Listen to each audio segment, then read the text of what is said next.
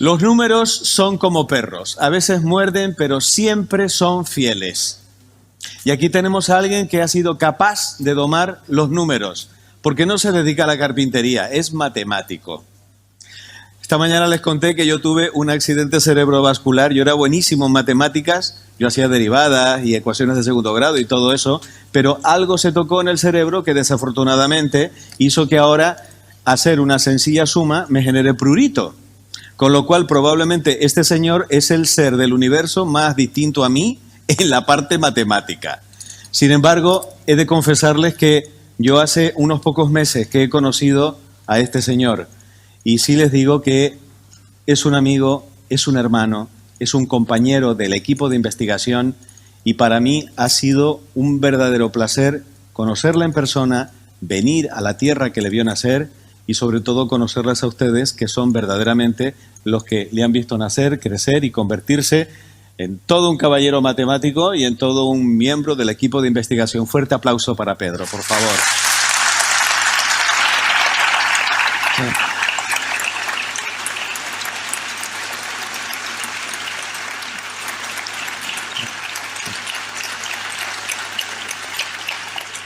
Y por si alguien no lo conoce o no lo sabe, les voy a decir mínimamente, porque su currículum es increíblemente extenso, que es doctor en Tecnología de la Educación, profesor de Matemáticas y Metodología de Investigación, licenciado en Administración y Dirección de Empresa, máster de e-learning y redes sociales, y además le han dado todos los premios habidos y por haber porque es el mejor profesor de la historia de la humanidad. Con todos ustedes, Pedro Peinado. Tenemos que ordenar toda la vorágine de datos que tenemos, de opiniones, no solo datos numéricos, sino datos cualitativos, datos cuantitativos, teorías. Y para eso nosotros necesitamos el orden de las matemáticas. Y de eso se trata la ponencia mía de esta tarde, a la cual inmediatamente renuncio. Inmediatamente. Renuncio porque ni el título es real ni el autor es real. Mi ponencia esta tarde trata de una primera parte, que es un estudio probabilístico de triplicidades, síndone, sudario, dos objetos, Jesús de Nazaret, un sujeto histórico. Y otra parte que habla de la correlación síndone y sudario, que es consecutiva al trabajo de Juan Manuel y el trabajo de 30 años o 35 de Ledice. Llegado a este punto, lo primero que quiero hacer es, como abaranero, orgulloso de estar aquí esta tarde, quiero dar la bienvenida a todos los que nos visitáis desde fuera. Y como ya mis compañeros han agradecido a todo el mundo, habido y por haber, yo me doblo en el agradecimiento, ayuntamiento, patrocinadores, voluntarios, compañeros de Ledice, paisanos. Pero me gustaría, desde ayer hay una cosa que a mí me perturbó un poco, y es que tengamos gente que viene, que ha hecho un esfuerzo tan grande de coger aviones y venir desde Roma o venir desde Lisboa. Que nosotros siempre nos jactamos de Abarán, París, Londres, pues resulta que ha sido Abarán, Lisboa, Roma, Lisboa, Abarán, ¿no? A la profesora la escucharemos ahora y ya le hemos dado un aplauso. Pero yo quiero que Antonio Ribeiro, por favor, se levante, que viene desde Lisboa, y que le demos un aplauso por el esfuerzo que ha hecho estar aquí.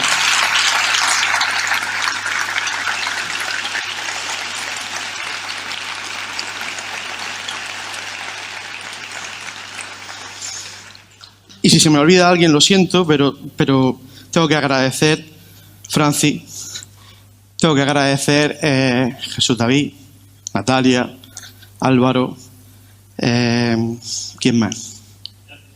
Ignacio, por supuesto, Ignacio. Tengo que agradecer, perdonadme, pero le quiero poner un nombre. Y quiero poner un nombre a una persona que ayer fue a Alicante, a por Manuela, y que esta mañana se levantó a las 5 de la mañana para ir por Juan Manuel y su esposa y traernos aquí, y que lleva desde el primer día conmigo, día a día trabajando. Jorge, por favor, ponle cara a este estupendo equipo de trabajo.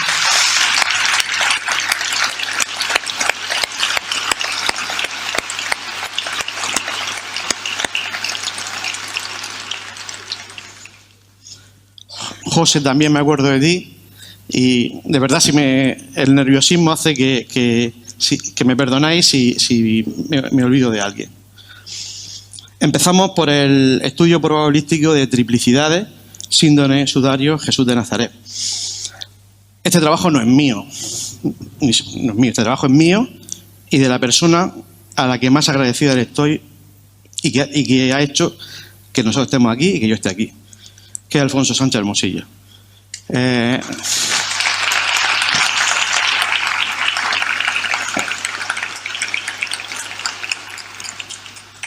Hace solo 8 meses me nombró miembro del EDICE y desde entonces solo he tenido confianza profesional y cariño personal, y nunca te podré estar agradecido, Alfonso, de todo lo que ha hecho por mí estos 8 meses. Me voy a dejar ya las emociones porque si no, no puedo seguir. Entonces voy a intentar relajarme y vamos a lo que vamos, ¿vale? Enrique Simonet, en 1892, pinta este cuadro, es un pintor valenciano, se llama el cuadro Flevit Super Ilian. Está basado en el pasaje, capítulo 19, versículo 41 de Lucas, donde profetiza la destrucción de Jerusalén. Dice en la traducción latina: Viden Jesuos civitatem flevit super Ilian.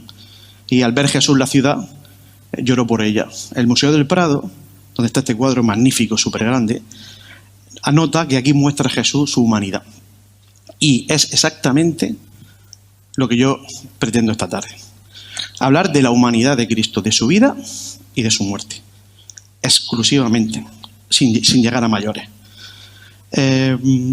Nosotros lo que queremos responder a esta tarde es ¿qué nivel de certeza tenemos para posicionar estos dos objetos y este sujeto en un mismo lugar? ¿Estuvieron juntos? ¿Tienen características comunes? Pues, apoyados en trabajos anteriores, Alfonso y yo clasificamos una serie de similitudes, 14 en concreto. Primero, hemos clasificado 5 heridas sangrantes. Después, 2 lesiones no sangrantes. 4 heridas relativas a la muerte y a los enterramientos, y otras 3 que hemos llamado otras. Empezando una por una, sin orden cronológico, sino por agrupación, las heridas sangrantes, lo que hemos clasificado en si hay evidencia suficiente o si no hay contradicciones suficientes. Y basándonos en 2 criterios básicos: la prudencia y la contundencia de la prueba. Primero, hay heridas en los 3 compatibles con la lanzada. Ya se ha explicado suficientemente esta tarde. Segundo, hay heridas punzantes en cuero cabelludo. No sabemos si de corona de espinas o no, pero hay heridas punzantes. Hay heridas compatibles con una flagelación romana, con un taxiro de un flagum taxilatum. Hay además una evidencia que ya Alfonso habló esta mañana y Juan Manuel también, que fue traspasado. Y por último, hay evidencia en síndone y los relatos de Jesús de Nazaret, en el que fue clavado de pies y manos. No es incompatible con el sudario, porque el sudario solo muestra la cabeza, como hemos dicho, hasta una parte del tronco. Pero esto lo defendería Alfonso mucho mejor que yo, porque en absoluto descarta la muerte en cruz, la puesta del sudario, y sería extenso de comentar. Como es tan sumamente claro que síndone, si lo vieseis por detrás, se quedaría mucho mejor, pero tiene un clavo suficientemente, o una herida que se supone que es un clavo en los pies, y que Jesús de Nazaret nos dicen que murió clavado en la cruz, pues entendemos que es lo suficientemente contundente para que no esté en el sudario, no lo descarte. Respecto a las lesiones no sangrantes, hay una luxación del cartílago nasal, que parece que es bastante evidente, ya ha hablado Alfonso, y mechones de pedra arrancados en la misma zona. Discutimos mucho, Alfonso y yo, sobre la aceptación de que esté en el sudario o que no. Pero por prudencia queremos decir que no era incompatible, por prudencia. Es defendible perfectamente que aparezca en el sudario. Relativa a la muerte y al enterramiento del cuerpo, le debemos el cambio a Juan Jesús García Iglesias, que colaboró con nosotros, nos revisó también el trabajo porque creímos interesante que una tercera persona pues, nos diese su punto de vista. ¿Que fue crucificado? Pues parece que en Síndone y en Jesús de Nazaret es bastante claro y que en el sudario pues, no es incompatible. Que la muerte fue en vertical y lo que parece en el sudario que fue en vertical, sí, pero podía haber sido ahorcado, ¿no? Vale, pues no, pues... Gracias. No podía haber sido ahorcado. Por lo tanto, la prudencia me lleva a que el público responda por mí. Así que estoy fantástico. Estoy encantado de adoptar la postura prudente. También os digo que Alfonso me dijo solo desmonto yo en un segundo. Quiero decir que esa respuesta también la tenía yo, pero bueno. Que la cabeza estuviera cubierta por un sudario, bueno, está claro que sí, ahí el sudario está, que Jesús de Nazaret también en los relatos evangélicos nos lo dicen, y que, bueno, no es incompatible que en la síndrome que estuviese cubierto con un sudario, ¿no? Más bien al revés, por las duplicidades que hemos visto, ¿no? Sepultado y cubierto con sábana, pues bueno, está claro que con la síndrome sí, Jesús de Nazaret también, y con el sudario tampoco es incompatible. Más aún, parece lógico que si hay sudario debía haber síndrome por los ritos, ¿no?, judíos. Y por último, cubierto de aromas. También parece que está claro, como también hemos visto esta mañana con el Helicrisum, y que con los relatos que está. Por último, otras, la sangre de ave ha quedado demostrada y no es incompatible, todo lo contrario, parece que en la raza judía la sangre de ave pues tiene una mayor probabilidad de presencia que en otras razas, que hay un pelo apelmazado por fluidos corporales, el signo del sudario es claro, y Jesús de Nazaret es bastante probable que sí, pero bueno, no quisimos decirlo, pero con toda la tortura que sufrió, pues hemos dicho que no era incompatible, ¿no? Y por último, teníamos 13, esta era la 14. Yo compartiéndola con mi mujer y mi hijo, después de verla toda, se la enseñé a mi hijo y me dice: papá, os había olvidado una, que era hombre. Digo, pues verdad. Era hombre. Y eso hace que ahí haya una característica más. Así que, Martín, muchísimas gracias por la aportación.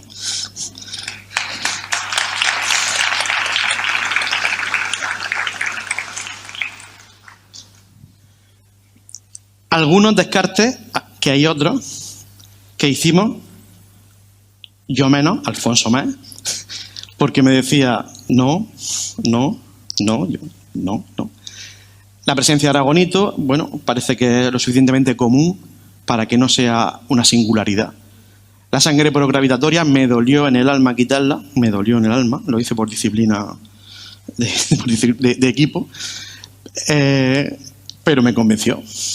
Y la explicación pues fue muy convincente. Mentón hipómulo inflamado parece ser que era muy común en todos los torturados de este tipo, no hay una singularidad clara.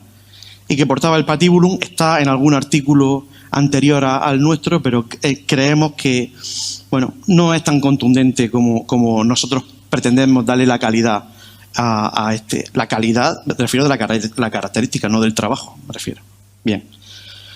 Dicho esto,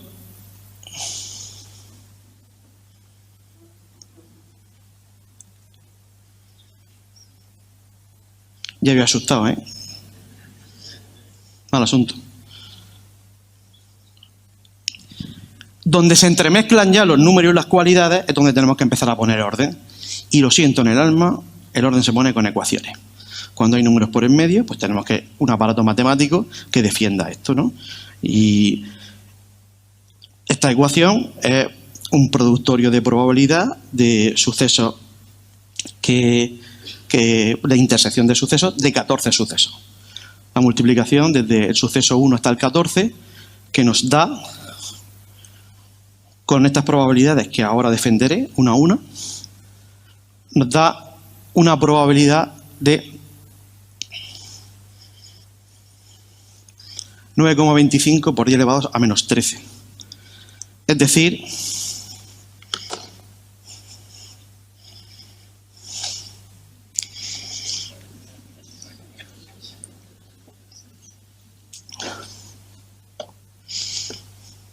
pues como decimos en mi tierra, todo eso.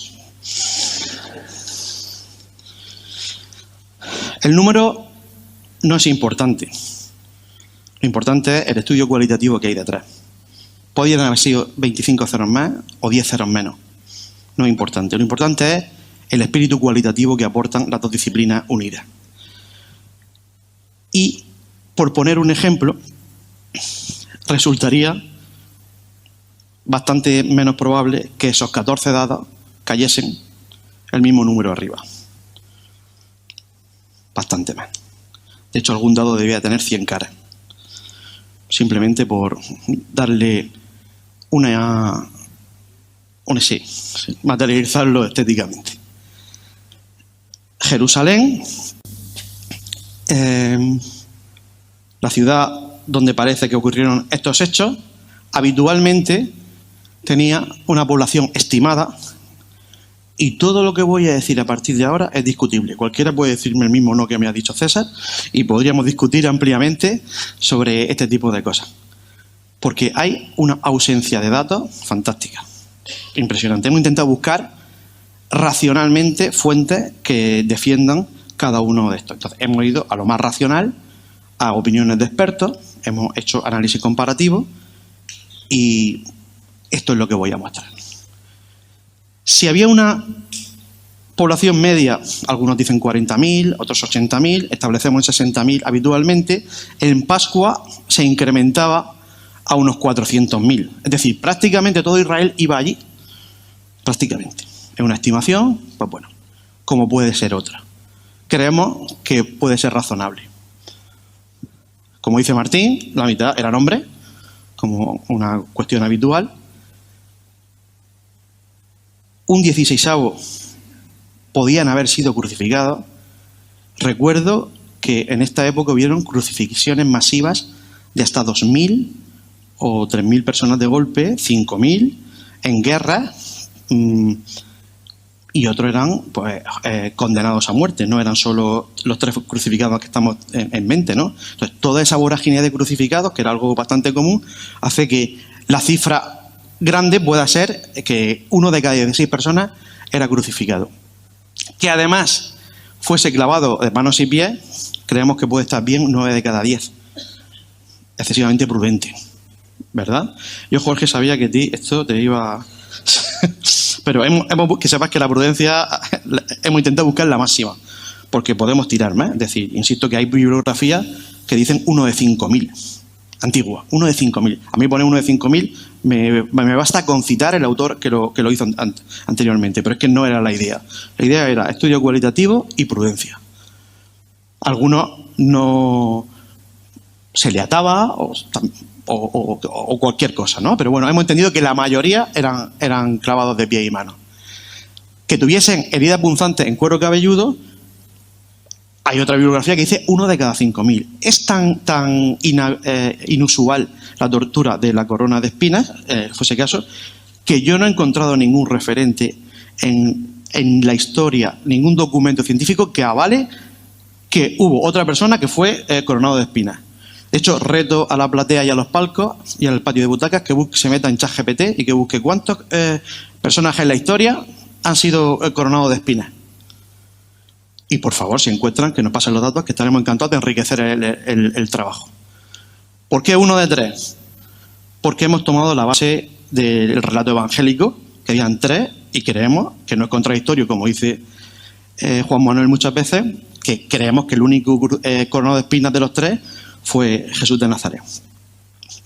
Igualmente, creemos con la herida compatible de la lanzada. El testimonio evangélico dice que a los otros dos le rompen las piernas, a Jesús de Nazaret no, porque estaba ya muerto, le clavan en el costado una lanza. Lo de traspasado ya es más raro y poco demostrado hasta ahora, hasta que Alfonso y Juan Manuel lo demostraron. Flagelado. Esto, Jorge, tampoco, ¿a que sí? Demasiado poco, ¿a que sí? 1 de cada 10. Creemos que podía ser, pero creemos que podía ser, insisto, manteniendo la prudencia. Seguramente era bastante menos. Que tuviese una luxación del cartílago nasal, siguiendo el 1 de cada 3, pero Alfonso dice que, cree que era bastante habitual que ese fuese luxado por los golpes, por la tortura que tenían cada uno de ellos. Y que hubiese mechones capilares arrancados en las mismas zonas, pues también entendemos que 1 de cada 10 puede ser prudente. La cabeza envuelta en un sudario, 1 de 3. ¿Por qué? Porque creemos que el único de los 3 que había en el Gólgota ese día, pues fue la cabeza envuelta en un sudario, fue la de Jesús de Nazaret, la persona candidata a esta correlación. Que fuera sepultado y cubierto en una sábana, también 1 de 3. Y que fuese cubierto de aroma, 1 de 100. Por 2 cuestiones. Como ha dicho Jorge esta mañana, era un enterramiento de reyes y era muy caro. Y a un crucificado que era apestado es de Dios aquel que cuelga de un madero, como se cita en el Antiguo Testamento, no lo iban a cubrir de aroma, al revés. Lo que querían era alejarse cuanto más de él, excepto la familia si la tenía y estaba cerca. El punto ya vemos cómo está, ¿no? Recordad que hemos empezado con toda la pantalla llena. Ya no nos quedan personas en Jerusalén que cumplan esto. Pero es que esto sigue. Es que, por último, ahora mismo, y siguiendo la pauta, las estadísticas que hay de sangre de tipología AB, en el mundo hay 8 de cada 100 personas que tienen tipo AB. Así terminamos con una probabilidad, que para que cumplan estas características tenían que haber 0,00008 personas. Había que multiplicar por 10 millones de veces, no que hubiesen 10 millones de personas, no. Había que multiplicar por 10 millones de veces las personas que habían en Jerusalén para que hubiesen 8. Si multiplicamos por 10 millones de veces, son 600.000 por 10 millones. Más que la población mundial que ha vivido en este planeta durante toda la historia. Más. Por lo tanto, evidentemente, no voy a tener la temeridad de decir que está demostrado que Jesús de Nazaret fue la persona que envolvió el sudario y la síndrome. Lo que sí voy a decir es que me vaya a permitir que sea el candidato número 1. Y una cosa, no hay candidato número 2. O por lo menos si lo hay, no lo conocemos. Entonces, vamos a darle un poco de credibilidad y vidilla a esto, porque tampoco no vamos a tirar piedras sobre nuestro propio tejado, ¿no? Fin de la primera parte. Gracias.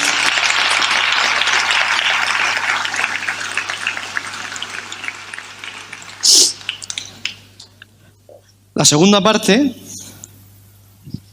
que tampoco es mía, es de todo el equipo de investigación que empezaron con esas fotos que hemos visto fantásticas, le dicen en aquellos años, y que tenemos la suerte, Felipe, una vez más, de tenerte aquí con nosotros como representante de aquella época. Quiero recordar a Guillermo Heras también, que lo recordamos mucho y que ha desembocado en la otra persona que no le puedo tener más admiración y más agradecimiento personal, que es Juan Manuel Miñarro. Yo que desde el primer momento no era nadie en el EDICE, al poco tiempo me lo ofreció todo y con un cariño inmenso.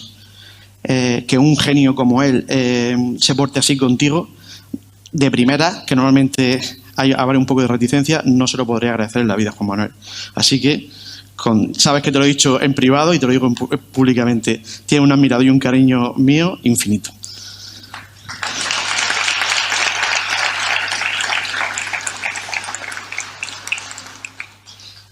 Esta parte es más complicadilla, ¿vale? Ahora me tenéis que dar un poco de margen. Si la primera parte os ha gustado, la 2.0 me tenéis que dar un poco de vidilla.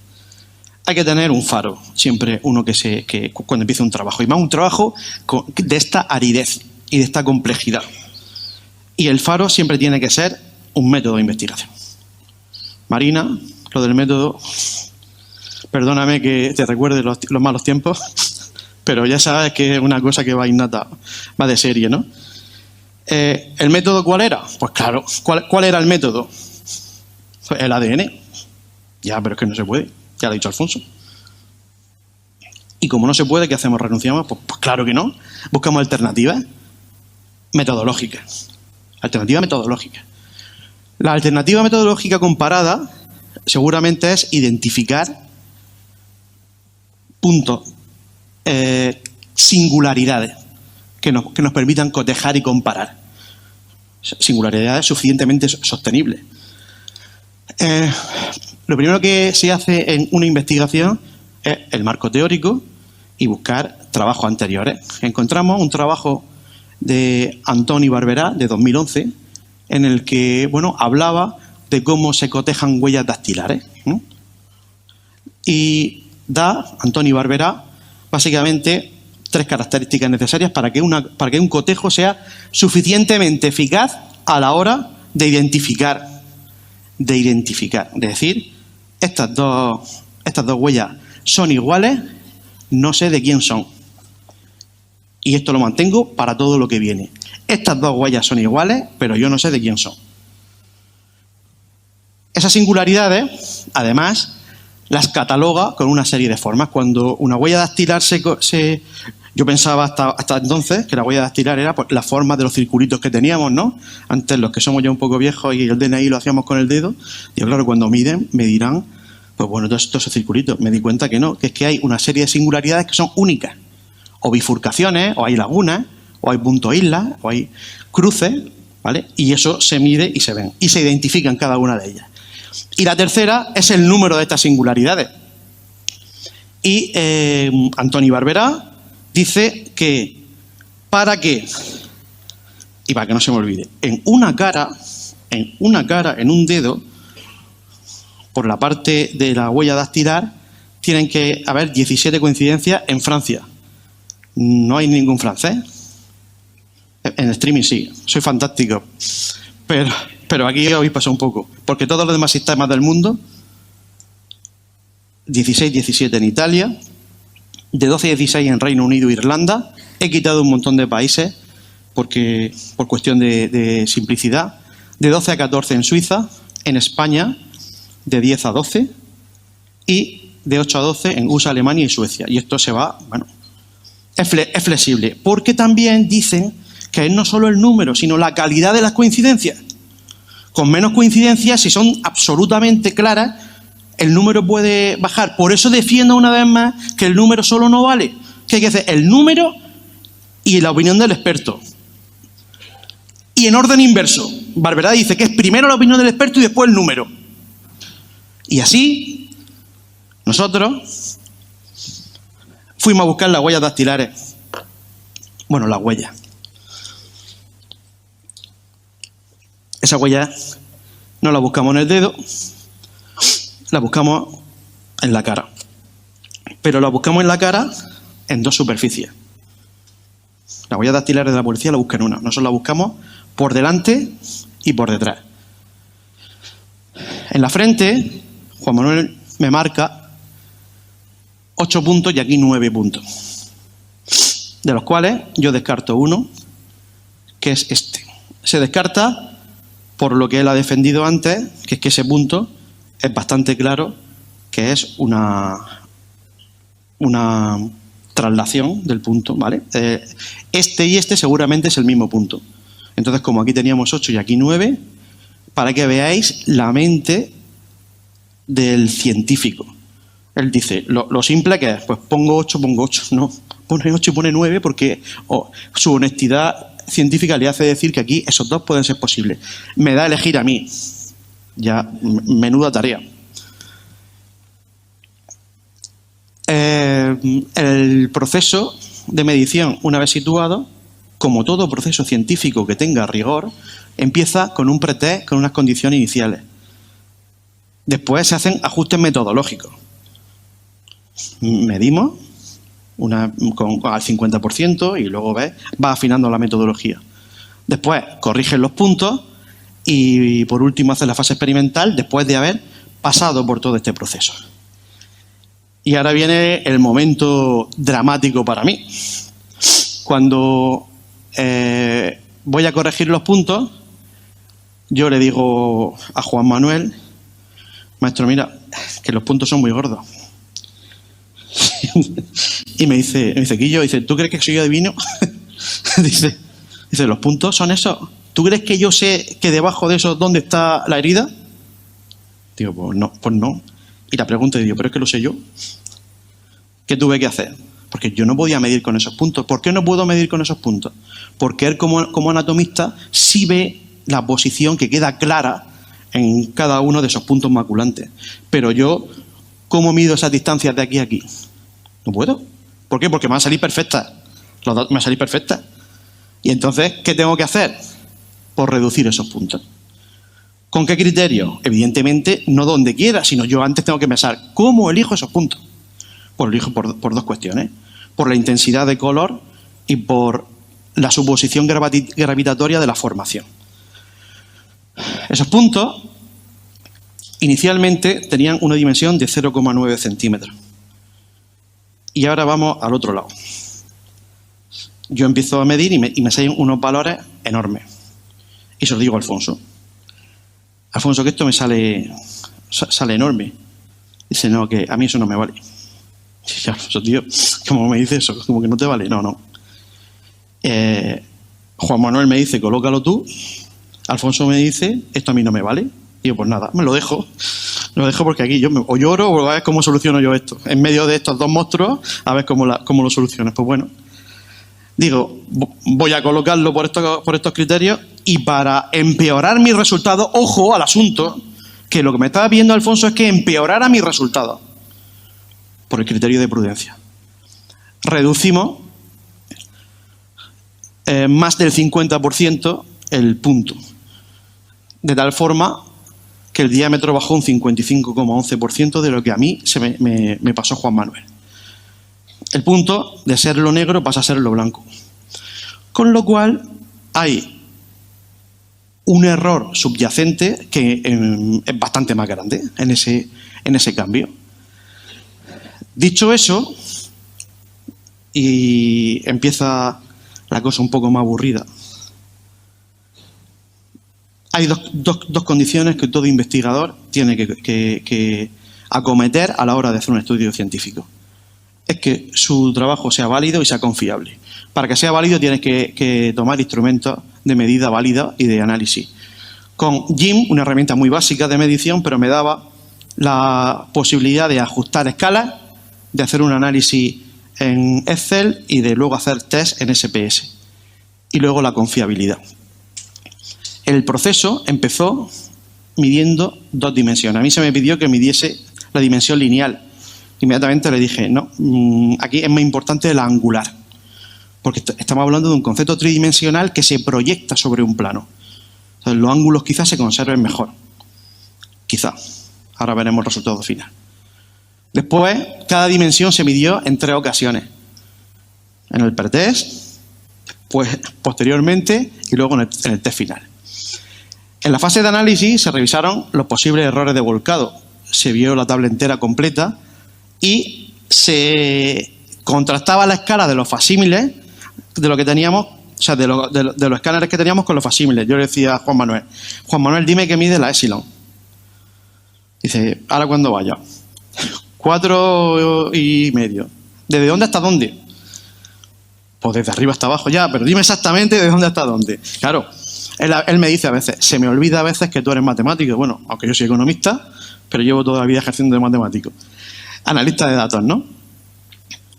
Y este proceso lo repetimos hasta que tuvimos los facsímiles completamente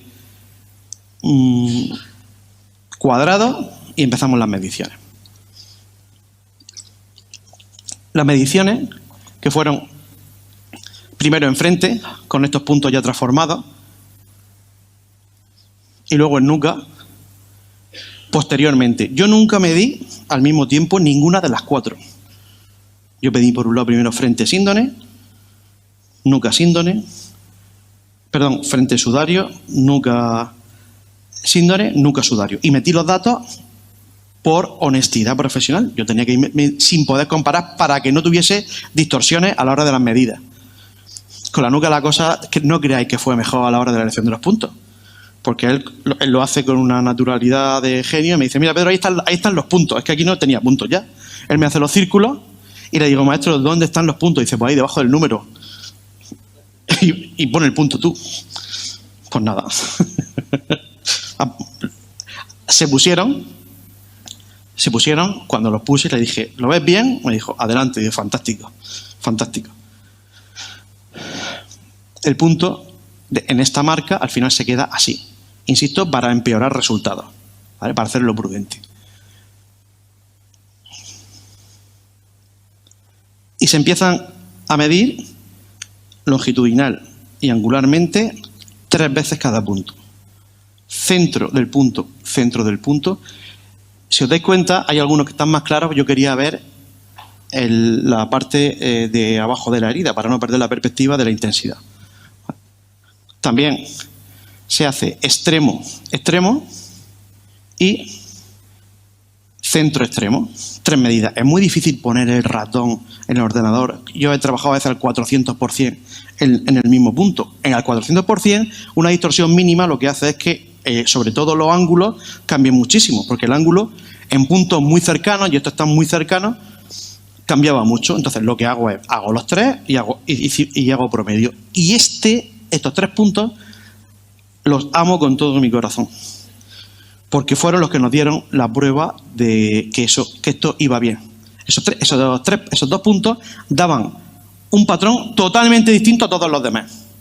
Y yo cojo los datos, los veo después de ponerlos y le pongo una condición a la hoja Excel y digo, este límite de tolerancia.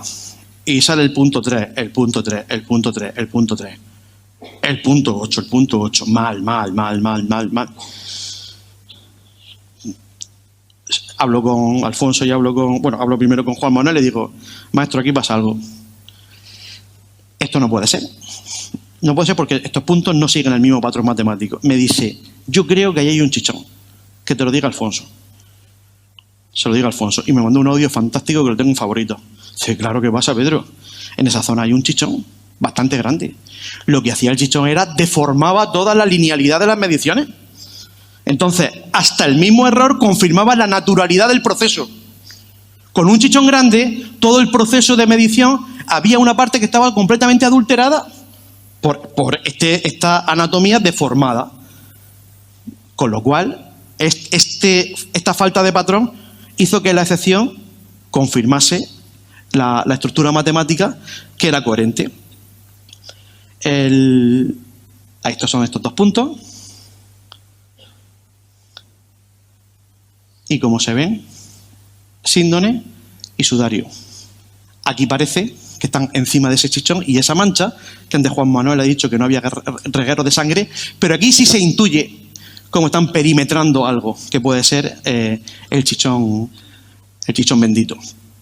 Cada una de las medidas se iban guardando y medíamos la distancia en centímetros, el ángulo y luego la altura y la anchura, pero sobre todo nos quedamos con el ángulo y la distancia en centímetros. El ángulo se medía de 0 a 90 grados. No se hacía la circunferencia entera, sino simplemente respecto a la horizontal. También lo hicimos en la zona de la nuca, para que veáis la amplitud que hicimos a la hora de las mediciones, para ser lo más preciso posible.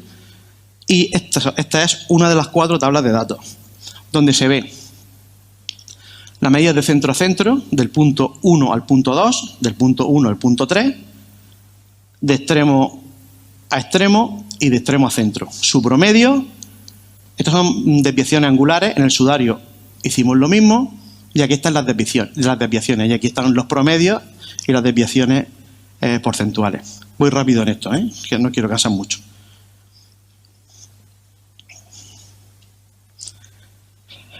Terminadas las medidas, hicimos hasta 9 pruebas de correlación. 9. 3 están descartadas. ¿Por qué? Porque salían muy altas. Cogimos las 6 más pesimistas.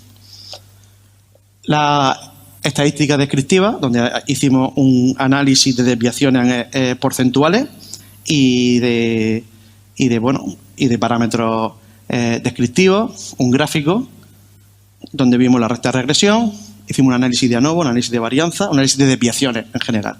Y luego 3 pruebas de correlación, que son las que veis ahí, que tampoco voy a aburrir con ellas. Lo que sí quiero comentaros, porque es fundamental para lo que viene ahora, es que los valores de correlación van desde -1 a 1. La correlación mide cómo 2 variables se mueven al mismo momento. Una alta velocidad hace que tú tardes menos tiempo. Eso es una correlación perfecta negativa. Estaría cercana a -1. Cuando tú estudias mucho, pues lo normal es que saques mejores notas, ¿no? Una correlación positiva.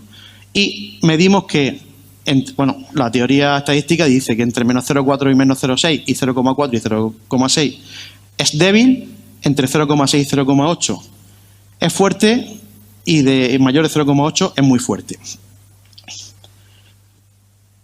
El análisis previo de ANOVA de correlaciones lo que me dice es si esas 2 variables están correlacionadas. El valor puede ser como mucho 0,05, como mucho.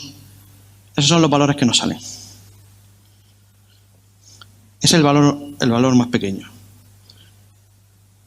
Casi 10 millones de veces otra vez. Eso, dudoso como que no. Y ahora, lo mismo. Repetimos los test. Correlación lineal. Antes estaba en tanto por 1, pero esto está en tanto por ciento. 97%, 91, 93, 85. Muy fuerte todas. Correlaciones muy fuertes. El test de Kendall y de Rode-Spearman. La misma historia. Muy fuerte, fuerte, fuerte, fuerte. Muy fuerte los 4. La correlación angular entre los puntos de frente y recta. Cómo la recta de regresión representa esa nube de puntos. Completamente fiable. Así que los valores medios, en resumen de todo esto, el test de ANOVA me dice que se acepta esta hipótesis que esas 2 nubes de puntos, angular y linealmente, tienen el mismo foco emisor desde el punto de vista matemático. No hay duda. Matemáticamente no hay duda. Esos puntos que hemos marcado salieron del mismo origen matemáticamente en la formación. Y con estos valores, en la frente de media no es un valor que yo tenga un proceso riguroso, sino es más divulgativo, es decir, orientativo. De media, porque tendría que ponerlos todos para que veáis, pero que fundamentalmente oscilan como centro en el 94,98. En la frente, como ha predicho antes Juan Manuel, al anatómicamente ser más llana y haber menos problemas, pues tenemos correlaciones muy altas. En la nuca, bastante más pequeñas. Y si os dais cuenta, los ángulos son menores. ¿Por qué? Porque la desviación de 2 puntos muy cercanos, angularmente, hace que los ángulos cambien mucho. Por lo tanto, es absolutamente coherente. Por tanto, estamos en condiciones de decir matemáticamente lo mismo que ha dicho Juan Manuel antes, que tenemos un límite de tolerancia, es decir, un error intrínseco de entre un 13 y un 16% de las medidas. Es decir, hagamos lo que hagamos, lo normal es que entre síndone y sudario haya un 13 y un 16% de diferencia. Se me preguntó, Joaquín Abenza me preguntaba, no sé si está por ahí, me preguntaba que si con esto podíamos predecir. No lo puedo contar, pero ya hemos hecho predicciones impresionantes con estos valores de tolerancia. Y estamos esperando que se confirmen. Pero es que lo interesante no es todo lo que he dicho anteriormente de que estas cuestiones salgan exactamente iguales. Lo importante es que podemos explicar el por qué este porcentaje de error. Y este porcentaje de error se explica por varios factores. Lo primero es que es imposible que salga igual porque las telas tenían distintas tensiones. El sudario se prensó prácticamente sobre la cabeza y la síndone se dejó caer. Porque los momentos de formación fueron distintos. Uno se formó en un momento y otro en otro, y eso hizo que evidentemente las manchas pues cambiasen de sitio. En tercer lugar, los distintos tiempos de exposición no estuvieron al mismo tiempo expuestos. Gente, creemos que la síndone estuvo muy poco tiempo expuesta y que el sudario pues en distintas posiciones estuvo bastante más. O no, pero lo que está claro es que no estuvieron exactamente el mismo tiempo. Las distintas posiciones, como acabo de comentar, las arrugas, que ahora veremos las arrugas que tienen las dos telas, cada una de ellas. La presencia de pelo, es tan importante la presencia de pelo. Es tan importante. Es tan importante una presencia de pelo lleno de sangre, lleno de barro, lleno de no sabemos qué y cómo se fue colocando, y lo que distorsiona la herida tiene que salir del cuero cabelludo, pasar un pelo melenudo y salir fuera y manchar las telas. Y no sale perpendicularmente. ¿Cómo sale? Serpenteando, buscando. Entonces, lo que en principio puede parecer que es inmediato, pues no lo es. Y por último, las modificaciones físico-químicas. Estas dos telas han cambiado de tamaño. Han tenido cambios de temperatura, seguro de calor, y de frío, pues hay teorías que también, de mucho frío, pero no podemos entrar en ello. En definitiva, esa capacidad de predicción lo ponemos a disposición de la comunidad científica. Y nos gustaría que enriquecieran el dato y que nos mostrasen las contradicciones que estamos esperando para poder mejorar esto. Pero a día de hoy no hay contradicciones importantes. Yo sí puedo asegurar que es muy difícil encontrar dos puntos en la síndone que haya una diferencia menor entre un 13 y un 16%. En promedio. Para algunos sí, pero eso es el error intrínseco que nosotros hemos detectado en este trabajo. Este es el sudario a vista normal. Esta es la foto de Juan Manuel Miñarro con luz rasante. Está absolutamente lleno de arrugas. Absolutamente. No va a haber errores. No va a haber errores. La mano que descubrió el equipo de investigación, que parece que sujetaba la sangre que salía de la nariz, que se ve claramente con la arruga, el contorno de la mano. Y voy terminando.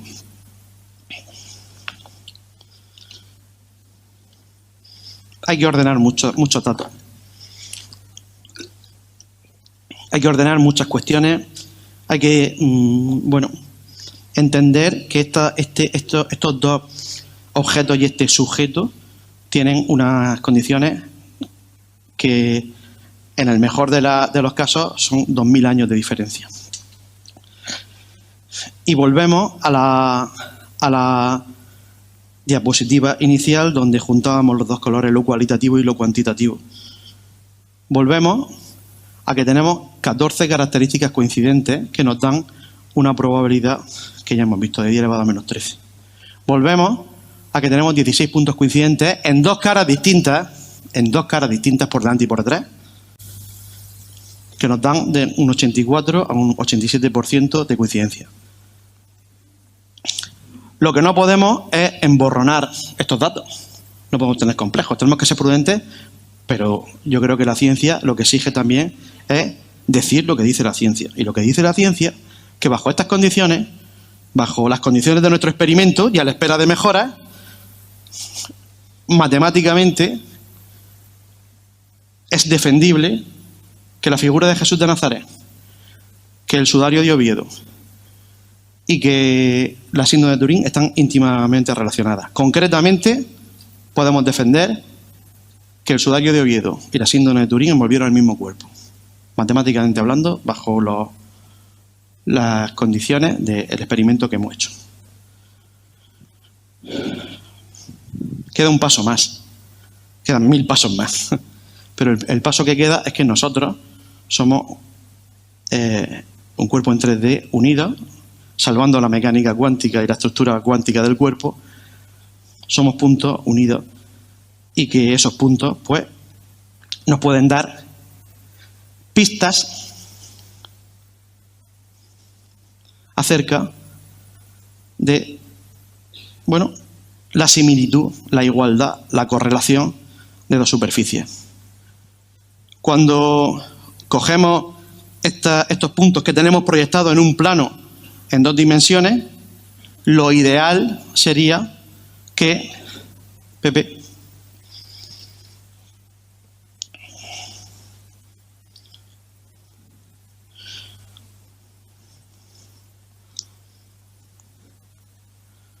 esos puntos los situásemos en una cabeza tridimensional. Y esa cabeza tridimensional nos da la idea de toda la curvatura que podía tener, incluso sin pelo. Claro, si tuviésemos la suerte de tener una representación real de la cabeza, si tuviésemos un científico que pudiese coger esos puntos y modelar esa cabeza y darle forma a un candidato que pueda ser compatible con síndrome y sudario, según las características que tenemos de síndrome y sudario, si además tuviésemos la suerte de que ese científico, además de modelarlo, pudiese hacer un escáner en 3D y pudiésemos ver esa cabeza en 3D, pues seguramente tendríamos una propuesta de rostro de la persona que estuvo dentro de síndrome y sudario. El primer candidato es Jesús de Nazaret. No vamos a decir que es Jesús de Nazaret, pero así vamos a llamarle candidato 1. Igual que tenemos Jorge 1, Jorge 2, Dube, Jorge Terzo, vamos a llamarle al candidato 1, ¿vale? Pues que resulta que tenemos a ese científico. Y ese científico, con datos científicos, encima sabe un poco, no mucho, pero esculpe un poco bien, y ha hecho una figura en 3D y esa figura la ha escaneado y yo tengo el privilegio científico mayor de mi vida de tenerlo en mis manos y de poder decir que seguramente este es el mejor candidato que hoy podemos ofrecerle a este congreso.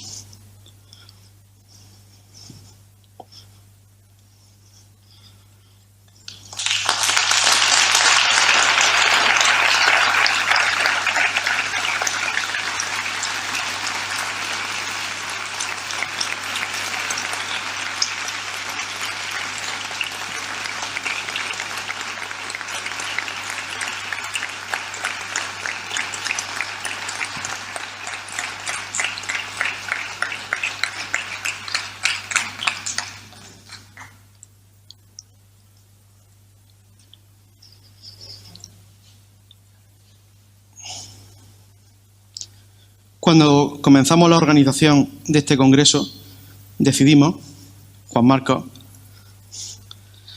gran alumno y ahora gran amigo, nos ayudó y nos dio el concepto de una corona de espinas, que al principio menospreciamos, pero conforme iban avanzando nuestras investigaciones, lo que sí me di cuenta o percibía, que si el candidato número 1 tuvo una corona de espinas y que en síndrome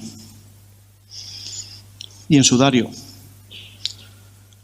aparecen esas mismas heridas de una persona que, a pesar de ser tectón, seguramente trabajaba mucho con la madera, y la corona de espinas viene de madera, una corona que lo que pretendía era ridiculizar al rey de los judíos, ¿no? Esa forma de ridiculizar lo que nos ha llevado desde nuestros días en el siglo XXI a que con conceptos anatómicos, forenses y de amplio espectro de multitarea podamos matemáticamente casi defender, no afirmar, pero defender ante cualquier sitio que el cuerpo que envolvía síndrome y sudario lo podemos identificar por estas heridas puntiformes que seguramente podían venir de una corona de espinas y que tenemos que terminar con todo el valor científico para no emborronar nuestra tarea? Respondiendo a la pregunta, la sábana santa y el sudario de Oviedo, 2 telas y un cuerpo, pues sin ningún complejo decimos que no tenemos ninguna certeza ni que Jesús de Nazaret estuviese dentro de la síndone, ni que estuviese dentro del sudario, es el candidato número 1, pero bajo ningún concepto vamos a renunciar a la responsabilidad de sí decir que hoy en Abarán, a 4 de diciembre de 2023, tenemos 4 de noviembre de 2023. Gracias, el público me está ayudando muchísimo esta tarde, ¿eh? Gracias. Pues sin ningún complejo, a 4 de noviembre de 2023, en Abarán, en el Gran Teatro Cervantes, donde yo veía a mi abuelo leer el periódico muchas mañanas. No tenemos